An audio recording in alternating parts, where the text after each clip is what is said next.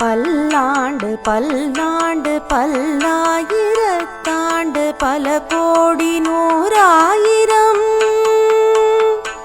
மல்லாண்டதின் தோள் மணிவண்ணாவுன் சேவடி செவ்வி திருக்காப்பு உன் சேவடி செவ்வி திருக்காப்பு.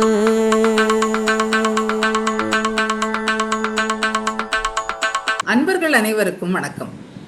ஆழ்வார்கள் அனுபவித்த ஆறாவமுதன் அப்படிங்கிற தொடரில் நம்ம ஆழ்வார்களால் மங்களாசாசனம் செய்யப்பட்ட திவ்ய தேசங்களை திரு பாலசுப்ரமணியன் அவர்கள் வாயிலாக பல விசேஷ குறிப்புகளோடு அனுபவிச்சுட்டு வந்துட்டுருக்கோம். இது வரைக்கும் நம்ம 38 திவ்ய தேசங்களை அனுபவிச்சிருக்கோம். இன்னைக்கு நம்ம அனுபவிக்க போகிறதுமே திருமங்கை ஆழ்வாரால் மங்களாசாசனம் செய்யப்பட்ட திருப்பார்த்தன் பள்ளி. இதுவும் திருநாங்கூர் திவ்ய தேசத்தில் ஒன்று தான். திருப்பார்த்தன் பள்ளிங்கிற திவ்ய தேசத்தை பற்றி அனுபவிக்க போகிறோம். நம்மளோட எப்பொழுதும் போல இணைந்திருக்கிறவர் திரு பாலசுப்ரமணியன் அவர்கள். வணக்கம் பாலா சார். வணக்கம். அரங்கம் உங்களோட. எல்லா பக்த கோடிகளுக்கும் நமஸ்காரம். சொன்ன மாதிரி இன்னைக்கு நம்ம 39வது திவ்ய தேசம் திருப்பார்த்தன் பள்ளி அதை பார்க்க போகிறோம். இது திருநாங்கூர் 11 திவ்ய தேசம்னு அப்பப்போ சொல்லிட்டே வரும் இல்லையா? அந்த திருநாங்கூர் 11 திவ்ய தேசத்தில் கடைசி திவ்ய தேசம். இதோட திருநாங்கூர் திவ்ய தேசம் முடிஞ்சிருத்து. இன்னும் ஒன்று இருக்குது, 40வது. அது முடிஞ்சதுன்னா சோழ தேச திவ்ய தேசமே முடிஞ்சிடும். இது ஏன் கடைசி அப்படின்னா, நம்ம கடைசியாக சொல்கிறதுனால மாத்திரம் இது கடைசி இல்லை. இதுக்கு இன்னும் 2 காரணமும் இருக்குதுன்னு சொல்லலாம். ஒன்று என்னென்னா, இந்த பலாசவனம்பா உங்களுக்கு அந்த எப்படி இது திருநாங்கூர் திவ்ய தேசம்னு சொல்லிட்டு முன்னாடியே சொல்லியிருக்கேன். ஒரு சின்ன ரீகேப் என்னென்னா, உங்கள் எல்லாருக்கும் தெரியும், சிவபெருமான் தன்னோட மனைவி பார்வதி அவளை போவேணான்னு சொன்னார் அவள் அப்பா தட்சனோட யாகத்துக்கு. ஏன்னா தட்சன் அவமானப்படுத்துவான்னு தெரியும். அவள் அதை சொல்லி கேட்காம அவள் என்ன சொன்னால், ஏன் உங்களை அவர் கூப்பிடல யாகத்துக்குன்னு கேட்கறதுக்காக நான் போகிறேன்னு சொல்லிட்டு அவள் அப்பா யாகத்துக்கு போயிட்டு அங்கே போய் அவமானப்பட்டுடுறான். அவள் அவமானப்பட்ட உடனே என்ன ஆச்சு, சிவனுக்கு ரொம்ப கோபம் வந்துடுத்து ருத்ர தாண்டவம் ஆடுறார். அங்கேருந்து தான் ருத்ர தாண்டவங்கிறதே வந்தது. இந்த ருத்ர தாண்டவம் ஆடின இடம் இந்த திருநாங்கூர் ஏரியாவில் பலாசவனம் அப்படின்னு அந்த காலத்தை சொல்லுவாங்க. அவர் ஆடும்போது என்ன ஆச்சா, அவரோட ஜடாமுடி இருக்கு இல்லையா, அது அப்படியே சடார்னு அப்படியே அந்த நிலத்தில் பட்டு வருமா. அவர் அவ்வளோ ருத்ரமாக ஆடும்போது அது ஒவ்வொரு வாட்டியும் அந்த சடாமுடி அங்கே படும்போது அங்கிருந்து இன்னொரு சிவன் தோன்றினாலாம். இதை போல் ஒரு 11 சிவன் தோன்றின உடனே தேவர்கள்லாம் அப்படி நடுநடுங்கிட்டா. ஆஹா, இப்படியெல்லாம் இவ்வளோ சிவன் தோன்றினா இந்த உலகம் தாழாது அப்படின்னு சொல்லிட்டு உடனே நேர ஸ்ரீமன் நாராயணனை போய் அடைக்கலம் புகுந்தா. எப்படியாவது நீங்கள் தான் அவர் சாந்தப்படுத்தணும் அப்படின்னு சொல்லி ஸ்ரீமன் நாராயணன் வந்தார். ஸ்ரீமன் நாராயணன் அந்த 11 திவ்ய தேசம் 11 இடத்துல இருக்கார் இல்லையா? இந்த 11 இடத்துலையும் 11 திவ்ய தேசத்துலேருந்து அந்த நாராயணன் அவரை சாந்தப்படுத்தி அவரை ஒன்னாக்கி ஆக்கின இடம் தான் இந்த திருநாங்கூர் திவ்ய தேசத்தினோட இடம். இது ஏன் கடைசி திவ்ய தேசங்கிறதுக்கு நான் ஒரு 2 காரணம் இருக்குன்னு சொன்னேன் இல்லையா? இந்த பலாசவனம்ங்கிறது ஆரம்பித்து பலாசவனம் முடிகிற இடத்துல இந்த பார்த்தன் பள்ளிங்கிறது இருக்கு. இதுக்கப்புறம் பலாசவனம் அந்த ஏரியா கிடையாது. அதனால் இது கடைசி இது. ஸோ திவ்ய தேசம் சொல்லும்போதும் இது கடைசியாக வருது திருநாங்கூரில். இன்னொன்று ஏன் கடைசி அப்படின்னு சொல்கிறோன்னா, அகஸ்திய முனிவர் எல்லாருக்கும் தெரியும். அகஸ்திய முனிவர் இந்த நடந்தாய் வாழி காவேரின்னு சொல்லிட்டு அவர் காவேரி கரை ஓரமாகவே அவர் ரசிச்சுட்டு அவர் பாட்டுக்கு போயிட்டே இருந்தாராம். போயிட்டே இருந்து எல்லா இடத்துலையும் நிறைய இடத்துல அகத்தியருக்கு சின்ன சின்ன கோவில்லாம் இருக்கும் அங்கே காவேரி கரையில எல்லாம்.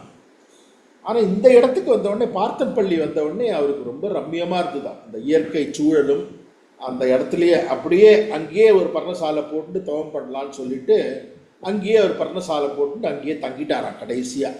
ஸோ அவர் காவேரியில் நடந்து வந்தவர் கடைசியாக நின்று அவர் நியமித்து இந்த இடத்துல நம்ம உட்காந்துடலான்னு சொல்லிட்டு பர்ணசாலை போட்டு தவம் பண்ணிட்டு இருந்த இடம்ங்கிறதுனால இதுவும் கடைசியாக இருக்குது. இந்த 2 காரணமும் இருக்கலாம். இது திருநாங்கூரில் கடைசியான திவ்ய தேசமாக வரத்துக்கு.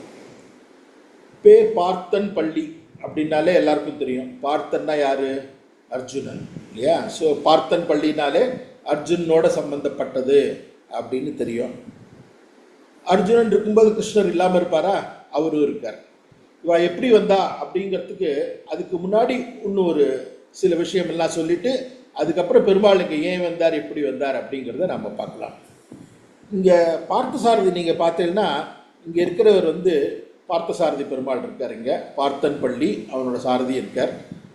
இங்கே பகவத்கீதையில் வந்து சஞ்சயன் தெரியும். சஞ்சயன் வந்து திருதராஷ்டிரனுக்கு அவன் சொல்லிகிட்டே வரான் மகாபாரத போரில் என்ன நடக்கிறதுன்னு.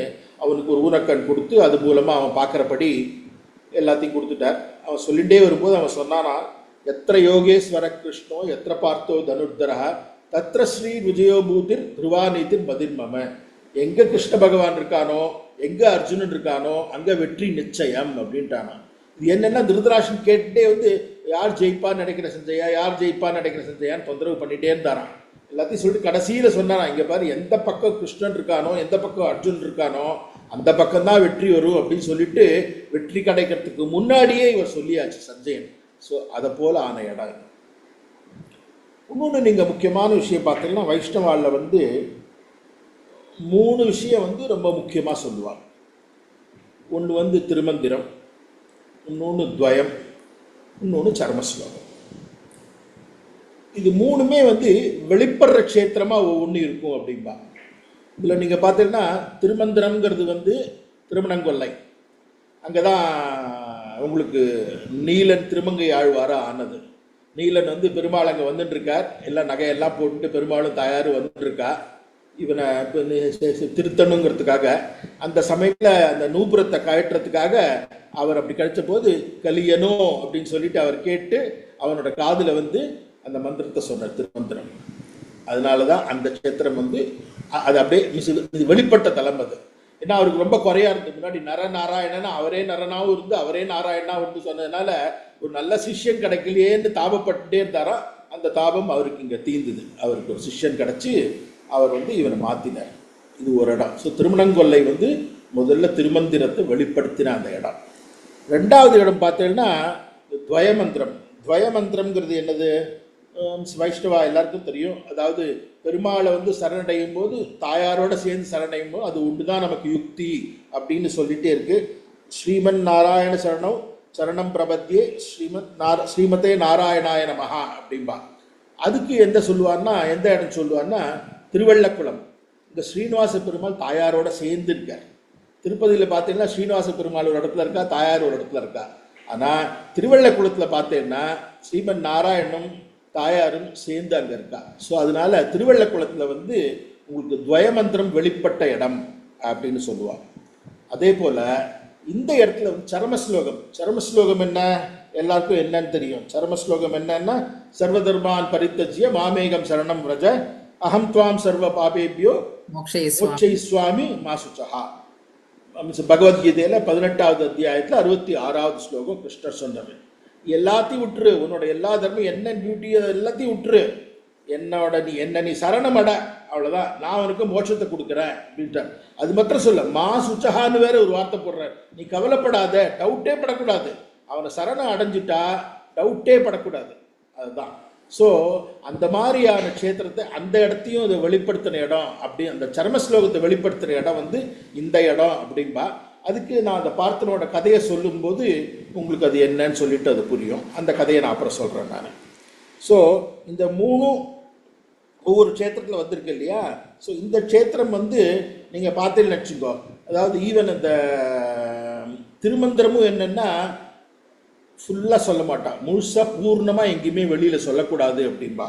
நீங்கள் பெரியாழ்வாரே பார்த்தீங்கன்னா நாடும் நகரமும் நன்கரிய நாராயணா என்னும் நாமம் அப்படின்னு தான் சொன்னார் தவிர முழுசாக சொல்ல அவர் திருமந்திரத்தை. அது வந்து மறைச்சிருப்பாளாம். அது எப்படி மறைச்சிருக்கும் அப்படிங்கிறதுக்கு ஒரு 2 உதாரணம் நான் பார்த்தேன்னாரு. அதில் பார்த்தீங்கன்னா அமல்நாதிபிரான் எல்லாருக்கும் தெரியும். திருப்பானாழ்வார் எங்கே பிறந்தார்னு தெரியும், உறையூரில் பிறந்தவர் அவர். அமல்நாதிபிரான் அப்படிங்கிறத எழுதினார்.